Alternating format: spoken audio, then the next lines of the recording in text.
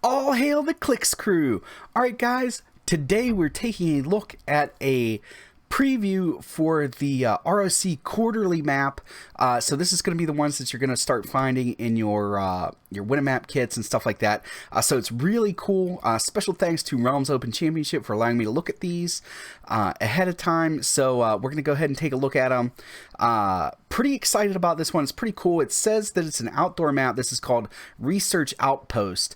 It's an outdoor map with some indoor characteristics and stuff like that. So I think it's pretty cool, and I think you guys are going to like it. So let's go ahead and dive right in.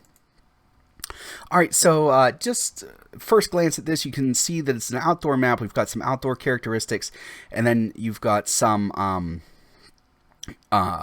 elevation changes that lead into an indoor part. And just so that we know what I'm talking about, the lettered side's over here, the number side is over here, so that if I refer to those for some reason, we all know what I'm talking about. So let's go ahead and just take a look at it. Right off the bat, we've got four sort of interior type things here. So I understand there's a fifth X here, but these two are connected, so that's counting as one.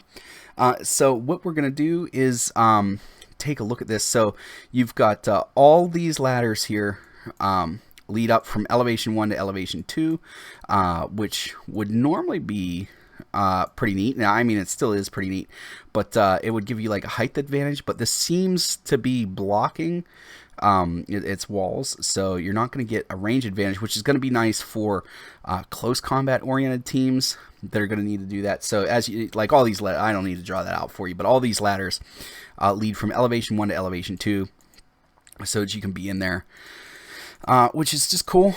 And then also on the inside of a lot of these on a lot of these elevated terrains, there's at least one piece of hindering terrain. Looks like there's a couple.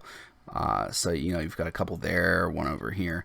Not a ton of hindering terrain on this map, though. There's it's mostly elevation change in walls, and that's about it. As far as sides go, like which side do you want to start with and stuff like that. So at first glance, lettered side and numbered side have about the same. The neat thing, to me, the numbered side is a little bit more open. Like if you want to move outside, you have a little bit more to do. Whereas the other side, the non-lettered side, has more routes where if you want to move through the elevation terrain, you do. Whereas on the lettered side, you have this one way, and then anything else you have to exit and then come in, which, I mean, isn't a big deal, but it is something to note, is that those are your approach angles for if you want to go inside from the two different directions. And then from the center of the map, and I thought this was pretty cool, is that if you were just to run a bead down the center from this this square right here, you're able to get to the left or the top or bottom side of the map. So the numbered or not numbered side in each of the blocking terrain parts, or indoor parts. I guess I'll just call them indoor parts because that's really what they are. You're able to get to it from both sides, which is neat if you want to do that. And unless your opponent has improved targeting, ignores elevated, fairly safe approach angles this whole map. I like this idea a lot. So unless they have a colossal or something like that, you're going to be pretty safe. You do have a couple squares of just flat out plain old blocking terrain, so that does give you something there for that stuff. And yeah, so this is a good map. Not so great for TKers. I mean, you can do some stuff. Like if I had a TK team, I would for sure take the lettered side, because you can line up 1, 2, 3, 4, 5, 6. You can line up 2 characters there. You can line up 2 characters here for the same thing. Whereas on the other side, 1, 2, 3, 4, you can only really line up one character to take advantage of 6, and the other character like over on the other side. So you're not able to line up the TKer and the TKE, I guess, if we're going to say it that way. So if you have a team that's dependent on TK, you got to pick basically the lettered side of the map. Otherwise, you're going to be short a few squares. Let's see here, 1, 2, 3, 4. So yeah, you're only going to be able to TK out 4 squares really if you're occupying this first line of your starting area, which is something to consider.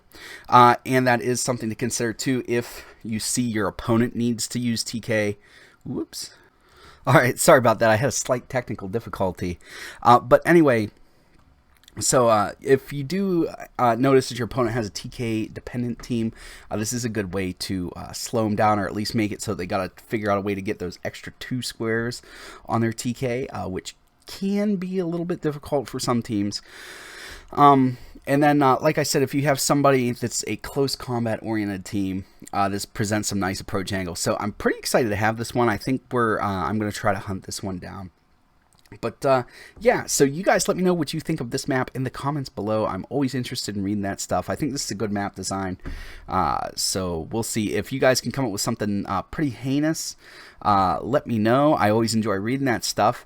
The only thing I was really able to come up with is just kind of which side you want to pick if your opponent has TK.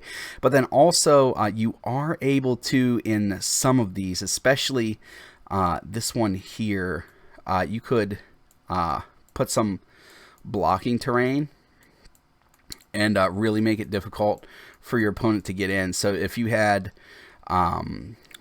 2 barrier figures, you'd be able to bury yourself in, and stuff like that. So just something to think about for that stuff. But yeah, you guys let me know what you think of this map in the comments below. I always find that stuff interesting to read. Thank you again to Realms Open Championship for allowing me to take a look at this map before it dropped. And that's all I have for you guys today. As always, please remember the sun critical miss if you don't have probability control.